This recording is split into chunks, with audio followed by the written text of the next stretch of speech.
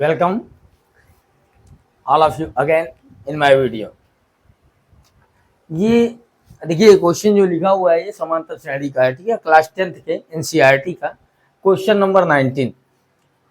और इस क्वेश्चन को हम लोग सॉल्व करेंगे और थोड़ा सा इसमें आइडिया लगाना है, कुछ इस तरह से सॉल्व करना है ताकि ये देखिए क्वेश्चन को नहीं समझना है, इसके मेथड को समझना है।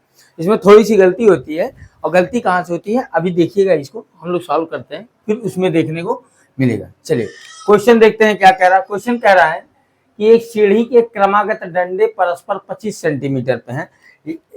यानी ये क्या कह रहा है कि इनके बीच, देखिए ये सीढ़ी बना हुआ है और सीढ़ी के क्रमागत डंडा ऐसे लगा हुआ है, इन डंडों के बीच का जो ये डिस्टेंस है ये 25 सेंटीमीटर है। कितना है?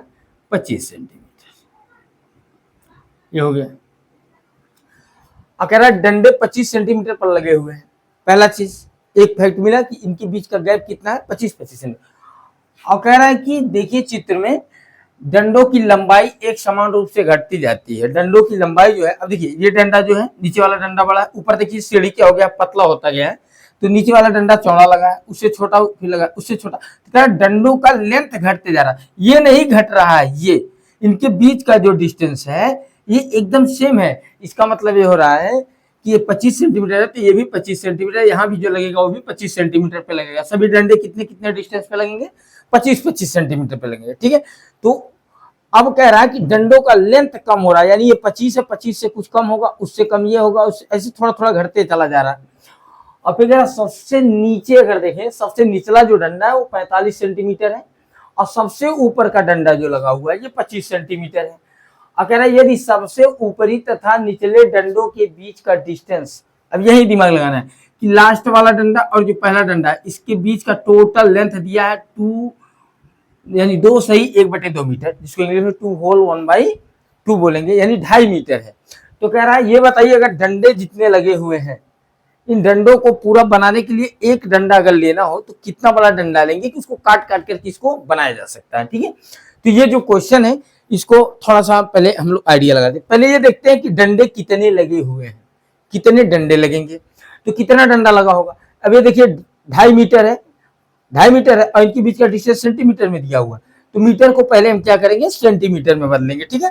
पहले हम सेंटीमीटर, तो 2.5 मीटर का मतलब कितना हो जाएगा? 250 हो जाएगा। अब ये देखिए ये दो डंडों के बीच का डिस्टेंस कितना है? 25। तो अगर डायरेक्ट आप निकालते हैं ना तो 25 का गुणा आप करेंगे 10 बार तो 250 हो जाएगा, यानी 250 में अगर 25 से डिवाइड कर देंगे तो कितना आ जाएगा? 10। तो ऐसा दिखने पे लग रहा है कि 10 ही डंडे लगे होंगे, 10 डंडे नहीं लगे हैं। एक तो यहाँ नीचे डंडा लगा हुआ है, तो 25 सेंटीमीटर पे यहाँ डंडा लगाना, तो जैसे ही 25 सेंटीमीटर जाता है तो 2 डंडे हो जाते हैं। इसका मतलब 10 नहीं बल्कि कितने लगे हुए हैं? 11 डंडे लगे हुए हैं। समझ में आई बात? तो इसी को ध्यान में रखते हुए चलिए क्वेश्चन को हम लोग सॉल्व करते हैं। आते हैं, लिखेंगे, पहले निकालेंगे कुल लंबाई, जो दिया उसको हम पहले लिख लेते हैं। दिया है सीढ़ी की पूरी लंबाई, सीढ़ी की पूरी लंबाई कितना दिया है? सीढ़ी की पूरी लंबाई है आपका 2.5 मीटर, यानी 2.5 मीटर, 2 सही 1/2 मीटर। और जब ये 2.5 मीटर पूरा हो गया इसको सेंटीमीटर में कन्वर्ट कर लेते हैं। सेंटीमीटर में तो हो जाएगा 2 से 1/2, यानी ये हो जाएगा कितना? 2 दूना 4, 1 5, 2 2 या 4 1 5 हो जाएगा, यानी 5/2 इंटू 100। अब ये हो गया सेंटीमीटर, सेंटीमीटर हो गया। अब यहाँ पे जब डिवाइड कर देंगे तो यहाँ पे हो जाएगा 50 और ये हो गया कितना? 250 सेंटीमीटर। टोटल कितना हो गया? 250। ये 250 सेंटीमीटर पूरे सीढ़ी की लंबाई होगी। पूरे सीढ़ी की लंबाई नहीं, सॉरी, पूरी सीढ़ी की लंबाई नहीं है, सिर्फ अंतिम डंडे और पहले डंडे के बीच का डिस्टेंस दिया है। पूरी सीढ़ी की लंबाई में तो ये भी जुड़ेगा और ये भी जुड़ेगा, ठीक है। तो अंतिम डंडा और पहले डंडे के बीच की दूरी दिया है। अब लिखेंगे कुल डंडों की संख्या। पहले देखिए कितना डंडा लगा हुआ है, तो कितना डंडा लगा? 25 पे, जैसे 25 पे आया 1 2 3 4 5 ऐसे करके आएगा, तो लिखेंगे कुल डंडों की संख्या, कुल डंडों की संख्या। तो कुल डंडों की संख्या कितनी हो जाएगी? देखिए पहला डंडा एक तो लगा है 0 पे, यानी अगर यहीं से मापा गया है ना, तो कोई चीज मापते हैं तो 0 से मापते हैं, तो एक डंडा तो यहीं बांध दिया गया नीचे, तो 1 + 1 हो गया अब क्या करेंगे, 25 25 25 25 पे एक एक डंडे लगे हैं, तो टोटल जो यहाँ पे डिस्टेंस दिया इनके बीच का, उसी में हम 25 से क्या करेंगे, डिवाइड कर देंगे, क्योंकि दो डंडों के बीच का डिस्टेंस कितना है, 25 सेंटीमीटर है। तो हो जाएगा 250 बाई 25, और जैसे ही डिवाइड करेंगे ये हो जाएगा आपका 10, तो हो गया टोटल कितना, 11 डंडा। कितने हो गए, 11 डंडे लगे हुए। अब ध्यान से देखिएगा, कुल डंडे कितने लगे हुए हैं, 11 डंडे हैं। कितने डंडे हैं, 11 डंडे। अब बात करते हैं इस सीढ़ी के लगे डंडों के लेंथ की बात करते हैं, ठीक है। तो कह रहा है कि निचला डंडा 45 सेंटीमीटर का और अंतिम डंडा कितना है, 25 सेंटीमीटर। तो ये क्यावां डंडा है, ये बताइए पहले, क्यावां डंडा है ये इसका मतलब 11वां डंडा है। कितना है, 11वां डंडा है, 11 नंबर पे है। तो ये 11वां डंडा है और पहला डंडा कितना है, 45। तो पहले डंडे का लेंथ कितना है, 45, और आखिरी डंडे का लेंथ कितना है, 25। अब ये कह रहा है कि डंडा छोटा होता गया है, और डंडा जो छोटा हुआ है, डंडे की लंबाई में जो कमी आई हुई है वह बराबर की कमी आई हुई है। इसका मतलब अगर इसमें अगले डंडे में 5 की कमी आई तो उसके अगले वाले में भी 5 की कमी आई, ये कह रहा है। तो मान लेते हैं कि डंडों की लंबाई में होने वाली जो कमी है वो डी है। यही देखिए, यही जो होता है ना, जो इंक्रीजमेंट होता है, समांतर श्रेणी में आप पढ़े होंगे, पहला पद ए होता है और जो उनके बीच का गैपिंग आता है उसको हम क्या बोलते हैं, डी बोलते हैं, सर्वांतर बोलते हैं, ठीक है। तो सर्वांतर यहाँ पे हम करेंगे, तो सर्वांतर मान लेते हैं डी है। अब देखिए, अब माना डंडे की लंबाई में होने वाली कमी, डंडे की लंबाई में होने वाली कमी अब मान लिए क्या है, डी है। कितना है, डी सेंटीमीटर की कमी आ रही है। चलिए, हमने मान लिया कि हर एक डंडे में जो लेंथ में कमी आ रहा है वो डी हो रहा है। तो अब लिखेंगे पहला डंडा, पहले डंडे की लंबाई वही ए होगी, ठीक है। अब पहले डंडे की लंबाई बराबर हो जाएगी कितनी, इसी को हम ए लिखेंगे। पहले डंडे की लंबाई ए बराबर 45 सेंटीमीटर। कितना हो गया, 45 सेंटीमीटर। और 11वां डंडा कौन है, 11वां डंडा है 25 सेंटीमीटर का। अब लिखेंगे 11वें डंडे की लंबाई,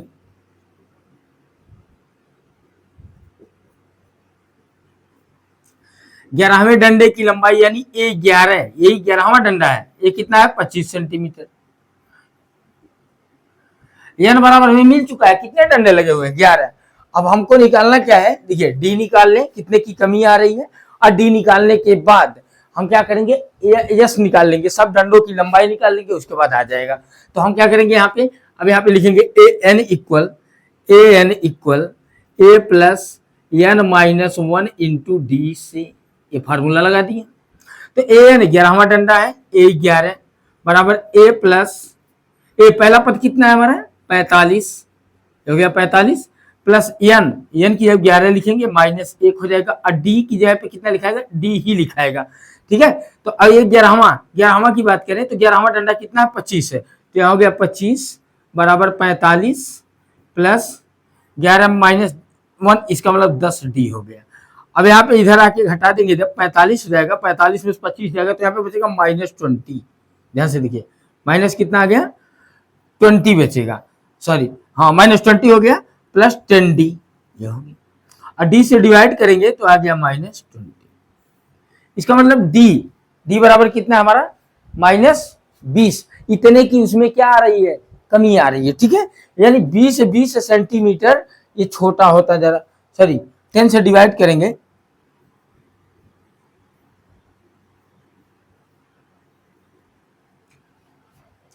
चलिए ए 11 का मान रखेंगे, ए 11 क्या हो जाएगा हमारा, ए 11वां कौन है, 25 है, और ये कितना है, 45, और 11 में से गया 10 बच गया, और डी हो गया। इधर आएगा माइनस होगा, और यहाँ पे बचेगा -20 इक्वल हो जाएगा 10 डी, और डी इक्वल हो जाएगा आपका कितना, -2। डी इक्वल कितना आ गया, -2। इसका मतलब ये पता चल रहा है कि ये 45 है, तो अगला डंडा हो जाएगा 43 का, इसके अगला डंडा हो जाएगा 41 का, ऐसे ही 2-2 सेंटीमीटर छोटा होता गया है डंडा, ठीक है। अब कह रहा कुल डंडे की लंबाई बताइए, अगर बनाना हो तो डंडे की लंबाई कितनी आएगी। तो चलिए अब SN लगाएंगे, सब डंडों को जोड़ना पड़ेगा ना तभी तो मिलेगा। तो SN अब लिखेंगे, अब SN बराबर